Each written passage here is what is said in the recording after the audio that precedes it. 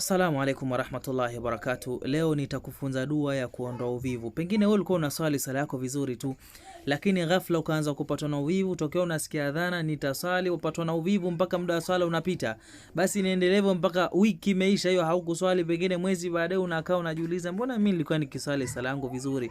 Huu uvivu umetoka wapi? Ipo dua nitakufunza kama sadaqatul jaria, nawe share video iko mwingine na apate kujifunza, wewe ni sadaqatul jaria kwako. Yakitengeneza sala yake akiwa na swali kwa uzuri, thawabu zitakufikia popote utakapokuwa. Dua hii ilete mara kwa mara, mwambie Allahu tabaraka wa taala, Allahumma inni a'udhu bika min al-ajzi wal kasal wal jubni wal bukhul.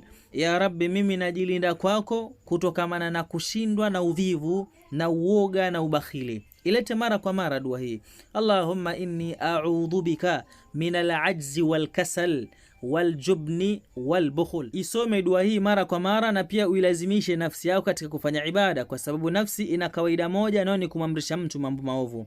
Inna nafsa la amaratun bisu, hakika nafsi ni yenye kumamrisha mtu mambo maovu. Kwa hiyo ikija ibada mpaka uilazimishe, ndio itazoea nafsi yako, utakuwa hauhitaji kukumbushwa kuhusu ibada kwa sababu umeilazimisha.